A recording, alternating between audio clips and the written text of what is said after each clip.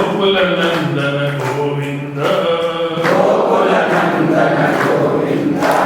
గోపీ జన ప్రియ గోవింద గోపీ జన ప్రియ గోవింద గోపీ జన ప్రియ గోవింద గోపీ జన ప్రియ గోవింద గోపీ జన లోల గోవింద గోపీ జన లోల గోవింద గోవింద హరి గోవింద గోవింద హరి గోవింద గోకుల నందన గోవింద గోకుల నందన గోవింద గోవర్ధనధర గోవింద గోవర్ధనధర గోవింద గరుడవాహన గోవింద గరుడవాహన గోవింద గోవింద హరి గోవింద గోవింద హరి గోవింద గోకుల నందన గోవింద గోకుల నందన గోవింద ఓం సహనావతు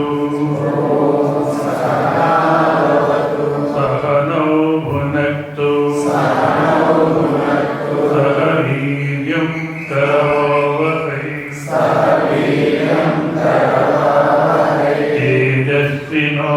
తేజస్వినావధీతమస్తు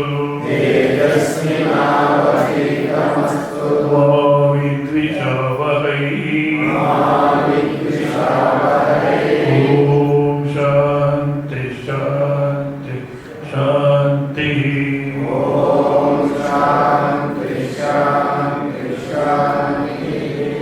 సమస్య అహంకారమే సమస్య. శరీరమే నేను అనేటువంటి అభిప్రాయం ఏదుందో ఇదే సమస్య, అవిద్య. దాన్ని తీసేదానికి అధ్యారోపవాద అనేటువంటి బోధన క్రమంలో అవిద్యను తీసేస్తుంది శాస్త్రము అని చూస్తున్నాం. ఆ విద్య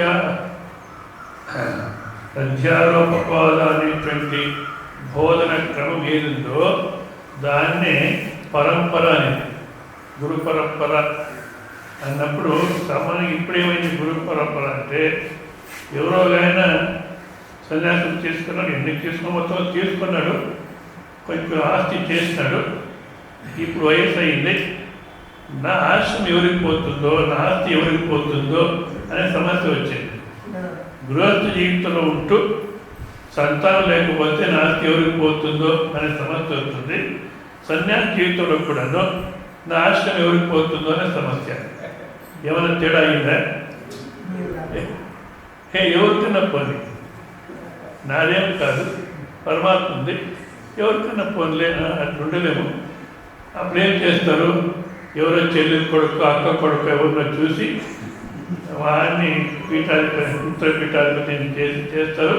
దీన్ని పరంపర అంటున్నాం. కాదు, గురు శిష్యులకి ఆ మంత్రాలు ఎట్లా ఉచ్చారణ చేయాలి అని అక్కడి నుంచి తయారు చేసి అనుభవపూర్వకంగా ఆ బోధన క్రమం అనుసరించి స్వస్థ నిలబడే రీతిగా బోధన చేసి మళ్ళా ఆ బోధన క్రమం కూడాను వాళ్ళకు స్పష్టం చేసి ఉంటారు. వారు మరొకరికి ఉపదేశం చేయాలంటే ఆ బోధన క్రమం అనుసరిస్తారు. దాన్ని పరంపర అంటారు. అది చూస్తున్నాం మనం. తర్వాత సార్వత్రిక పూర్ణానుభవ, ఇది కొంచెం బాగా వినండి.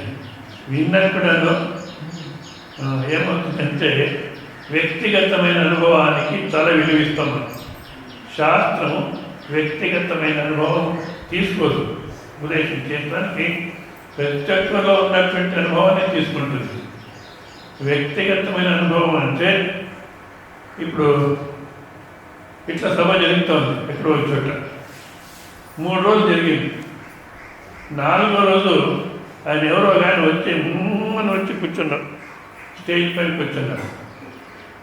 జనాలంతా ఎవరు నువ్వు అన్నారు. నేను నందీశుడు వచ్చాను కైలాసం నుంచి అన్నారు. అయ్యో, నందీశుడు కైలాసం నుంచి వచ్చింటే మా పుణ్యమని ఆర్తి చేస్తారు, పూర్మాలు వేస్తున్నారు, పూజ చేస్తారు, అంతా చేస్తారు.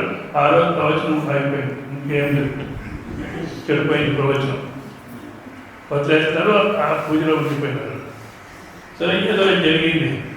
నెక్స్ట్ డేను అట్లే చేస్తారు, 2వ రోజు అట్లే చేస్తారు. 3వ రోజు ఎవరో ఇంట్లో కానీ వచ్చి ప్రతిరోజు వీడు ప్రవచనం చెడగొడుతున్నారు, ఏమన్నా చేయాలి దీనికి ఆలోచన చేసి 3వ రోజు ఇంకో ఆయన ఏం చేశాడు, చిక్కుడు కూర్చున్నాడు ఈ పక్కన. జనాలు నువ్వెవరు అంటే నేను ఈశ్వరుడు వచ్చాను, నందిని కైలాసమంతా వచ్చాను, ప్రపంచమంతా వెళ్ళుకొని వచ్చాను, నందీశ్వరుడు ఇక్కడున్నాడు, నేను ఈశ్వరుడు వచ్చాను అని వాడు వచ్చి నందీశ్వరుడు పైన కూర్చున్నాడు. కూర్చోండి, నందీశ్వరుడు వచ్చింది సత్యం అంటే ఈశ్వరుడు వచ్చింది సత్యం అవునా? సరే, నువ్వు ఈశ్వరుడు మోసుకొని తిరిగాడు. లేదా నాకు నందీశ్వరుడు వెళ్ళిపోయానంటే, లేదు నాకు ఈశ్వరుడు ఇంకా పోలేదు, మోసుకొని తిరుగు. నిజంగా ఇవన్నీ సత్యం ఉండొచ్చు, అసత్యం ఉండొచ్చు, అటువంటి అనుభవాలు మనకి రావచ్చు, రాకుండా ఉండొచ్చు. కానీ ఎంత నమ్ముకుంటే ఏం లాభం లేదు. కానీ ఎంత విన్నా, ఇప్పుడు 4 రోజులకి విన్నారనుకోండి, వెంటనే ఏదో పక్క ఊళ్ళోనో ఈ ఊళ్ళోనో ఎవరో స్వామికి వస్తారట, ప్రవచనం అయిన తర్వాత ఉంగరం తీసి ఇట్లా పారేస్తాడు, ఎవరి చేతికి దొరుకుతుందో వాడి ఇల్లు బంగారం అయిపోతుంది అంటే అట్లా పోతాం మనమంతా. వైయక్తికమైన అనుభవం తీసుకోదు, ఎందుకంటే వైయక్తికమైన అనుభవం దీపుండప్ప అంటారు.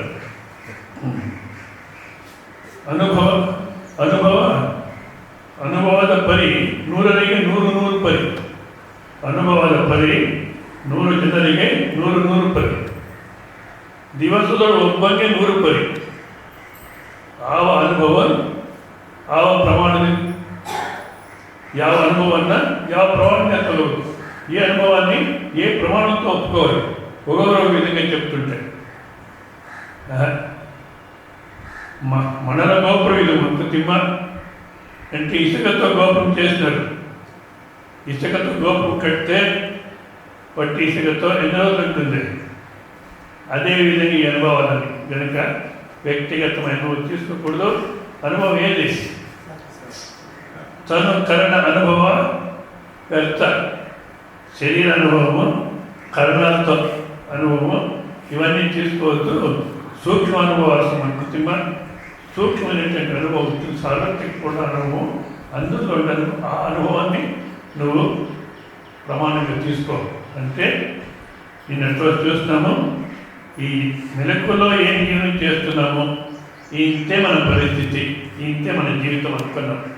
లేదు మెలకు ప్రపంచం మొత్తం లేకుండా పోయినా, మెలకులో ఉన్న శరీర ఇంద్రియాలకి ఉన్న అహంకారం లేకపోయినా కళ అనుభవంలో మీరుంటారు.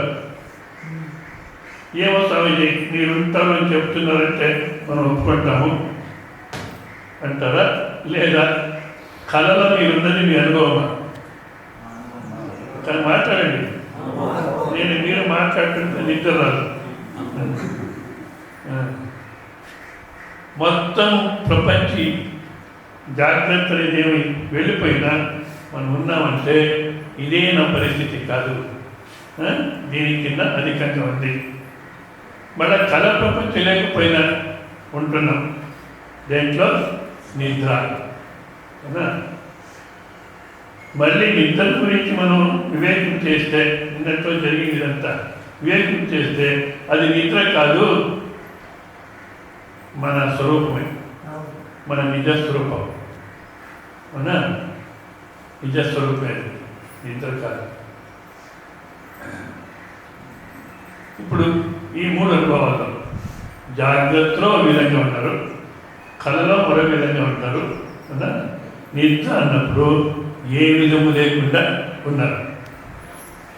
ఈ 3 దాంట్లో మీరేది?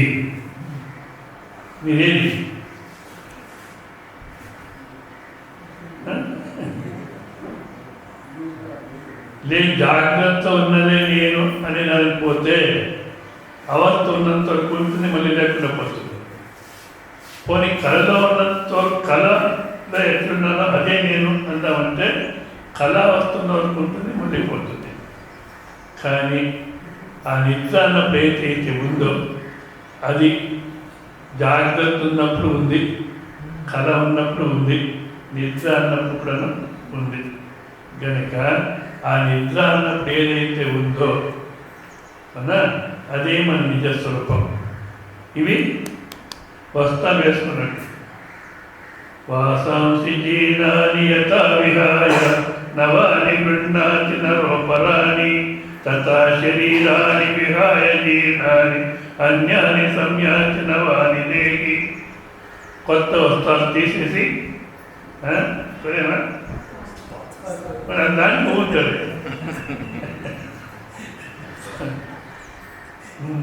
ఏం చెప్పినా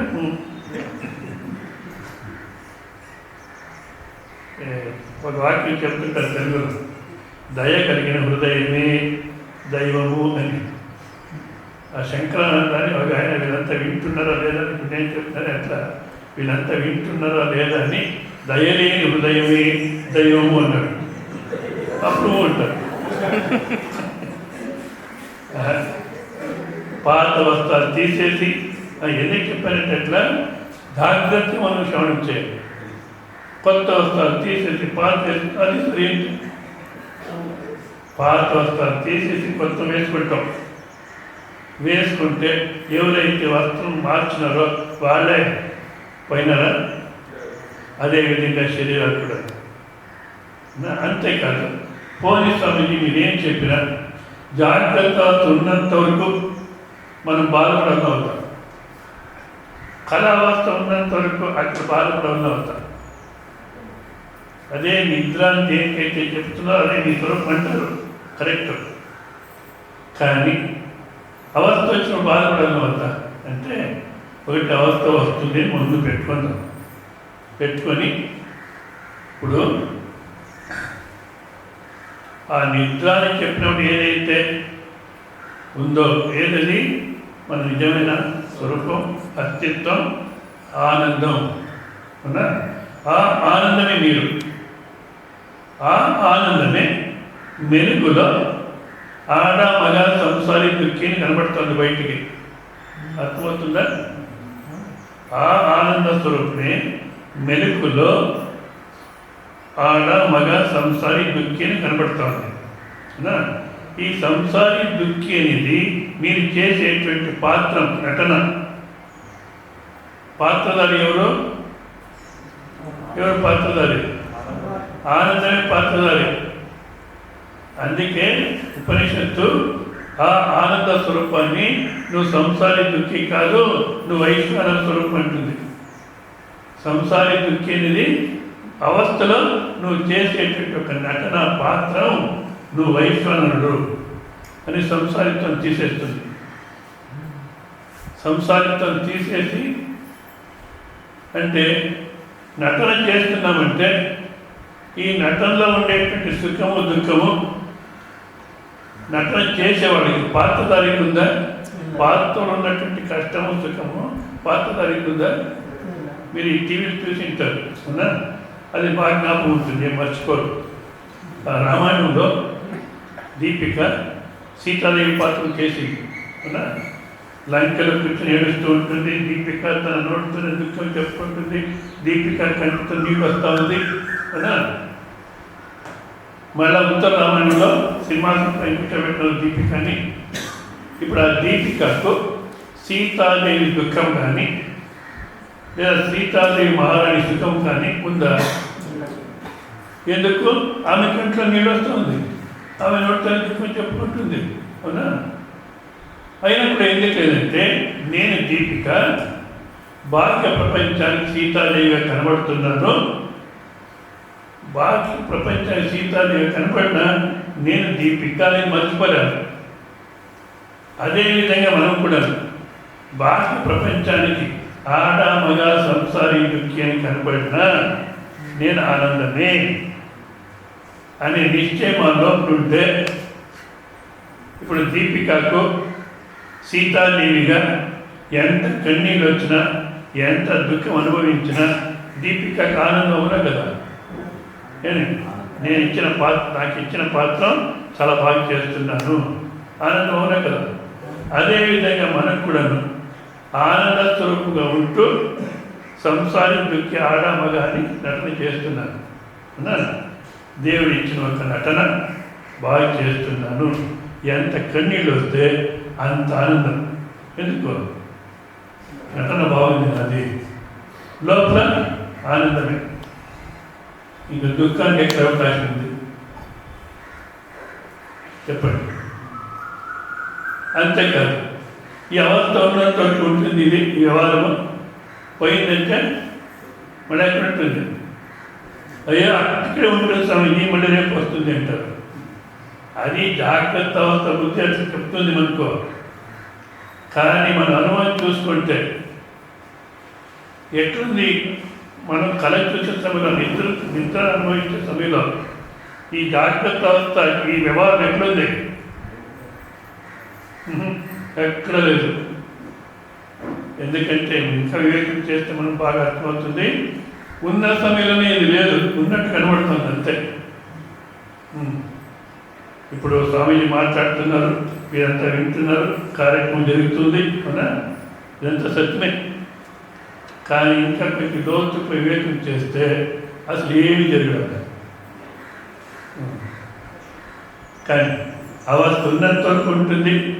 అంతేకాదు అవస్థలో ఇది నేను చేసేటువంటి నటన కనుక ఈ దుఃఖం ఏది నాకు అనుకోలేదు. అదేవిధంగా కళలో కూడా అన్నా జాగ్రత్త వచ్చినా నేను ఆనంద స్వరూపే, కళ అన్నప్పుడు ఆనంద స్వరూపే, నిద్ర అన్నప్పుడు కూడా ఆనంద స్వరూపే. ఆనందాన్ని వదిలేసి ఏమాత్రం ఒక్క క్షణం టైం ఏం చెప్పడానికి సాధ్యం కాదు. మనం దుఃఖంలో ఉన్నామంటే నిజంగా లేదు ఆనందం.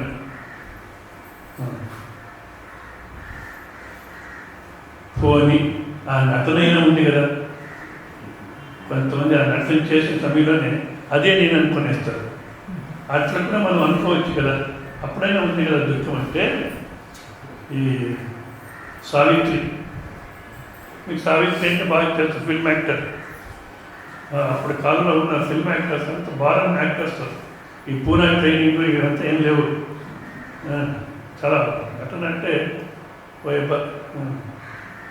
సావిత్రి నాగేశ్వరరావు గెలిచి చేస్తారంటే ఓ ఈశ్వర పార్వతి ఉందంటే ఆ సావిత్రి ఏదైనా ఒక నటన చేయాలంటే రిహార్సల్ ప్రాక్టీస్ ఇదంతా ఏమి ఉండేది కాదు. మళ్ళీ డైలాగ్ కూడా అంతే బయాట్ చేసేది. ఆ సమయానికి ఏ డైలాగ్ కావాలో స్వతహా తానే చెప్పేసేది కాదు. ఆ సమయానికి మేకప్ చేసుకుని వచ్చేది, షూటింగ్కు రెడీగా వచ్చి ఈ షూటింగ్లో పాల్గొనేది అంతే. ఏదో ఒక దృశ్యంలో షూటింగ్ తీయాలి, అది ఏడ్చేటువంటి దృశ్యం. మేకప్ చేసుకుని వచ్చింది, ఏడ్చేదాన్ని ప్రారంభం చేసింది. ఆ ఏడ్చేదాన్ని ప్రారంభం అంటే గెలిచిన పూస్తుంది అంతే లేదు.